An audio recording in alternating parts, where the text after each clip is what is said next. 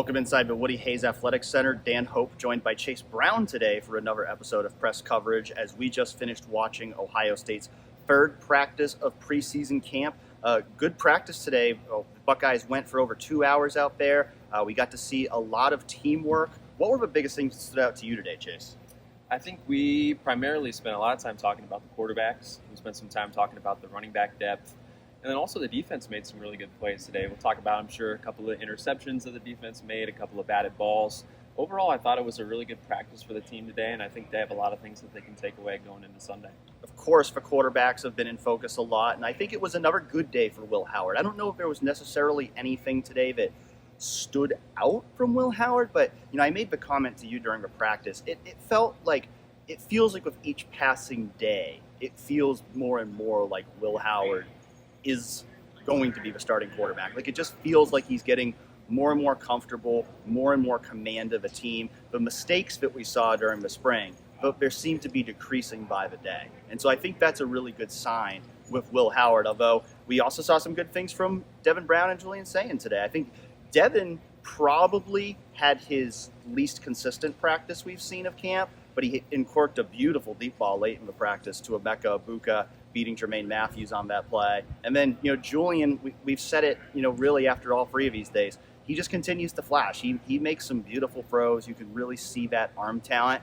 I think if I was ranking the quarterbacks today, I would put Will at 1, Julian at 2, and Devin at 3. But I think you're seeing good things from all three of those guys that, at least in my mind, I right now, after 3 days of preseason camp, am feeling better about the quarterback position on this team than I did on Wednesday. Right, and I think when you talk about Will Howard, you know sort of who he is. Whatever you saw on film from his first 4 years at Kansas State, I think you're going to get that at Ohio State. There is obviously 3 or 4 more weeks until they play Akron, and they have 3 non-conference games where you should be able to get even more comfortable in the offense. But you're going to see a guy that can make those short to intermediate throws, somebody who can run the football, and somebody who's going to challenge himself with those deep balls. I think he is trying to challenge himself when he sees Jeremiah Smith open downfield and Emeka Egbuka and Carnell Tate to work on that part of his game. I think that he's also someone, as you said, who's just getting more used to being an Ohio State quarterback. I don't think I gave Will Howard enough credit when he came from Kansas State. He had spent 4 years at Kansas State. He was established in the program. He was in many ways the face of that program as its starting quarterback. And then he comes to Ohio State, and he's expected to be the leader. He's expected to be the QB1. And he comes in, and it takes time to get used to not only living in a different city, going to a different school, working with different receivers, a different offensive line, different coaches. So I just think it maybe it's just taking him some time to get comfortable. And I think over the first 3 practices, we've seen him get more and more comfortable with this offense. And I think that's shown signs of positivity as he's going to continue developing here. I should correct myself. I said there wasn't really anything that stood out from Will Howard from a passing perspective. We saw him have a really nice long run. They whistled it dead, but I think it would have been a touchdown. And he really showed some wheels. I mean, Will Howard is not Justin Fields, but I think he's maybe a little bit faster than I realized coming in.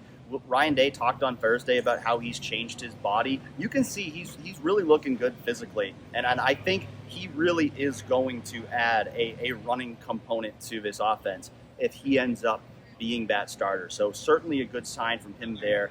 You mentioned the running backs before. I did want to talk about James Peoples and Sam Williams-Dixon because I think really through 3 days of practice, those guys have both looked really good. And, you think about where this running back depth chart is, I think you'd certainly feel a lot better if Ohio State had one more veteran running back in there to back up Travion Henderson and Quinshon Judkins. But the more I see James Peoples and Sam Williams-Dixon, I think both of those guys can contribute this year. And I think, obviously, the top of a depth chart, if Travion and Quinshon both stay healthy, is elite. I think James and Sam can both give them quality depth based on what we've seen so far this preseason.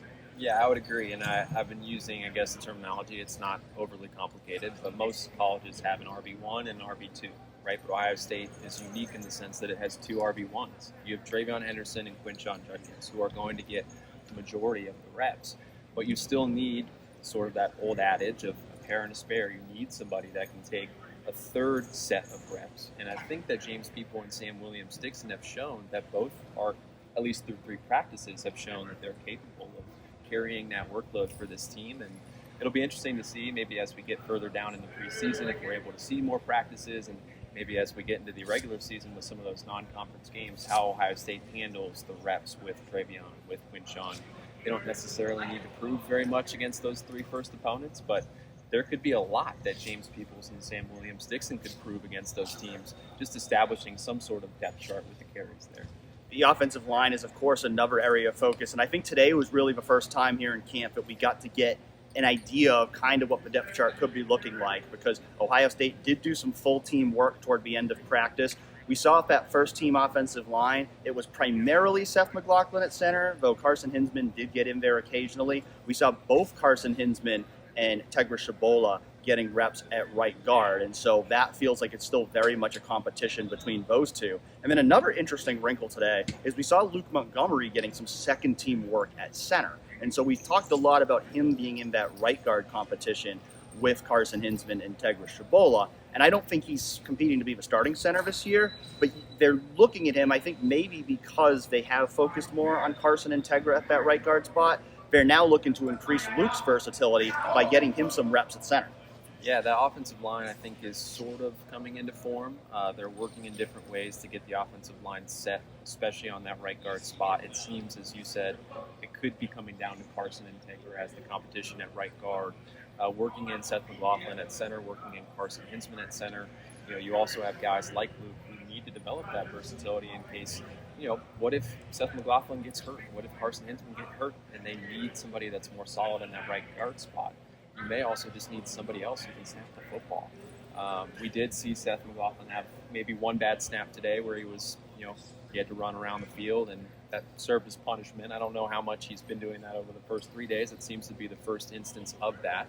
But that's something to keep an eye on moving forward. Is that going to be, a continuation of what people maybe had their grievances with when he was at Alabama, that those snapping issues that started there, would they continue over here at Ohio State? What does that look like moving forward? But it's good that Ohio State's developing that depth at center, especially when you have Seth at the top, Carson working in, and then you have guys like Luke Montgomery and even Josh Padilla working in at center as well.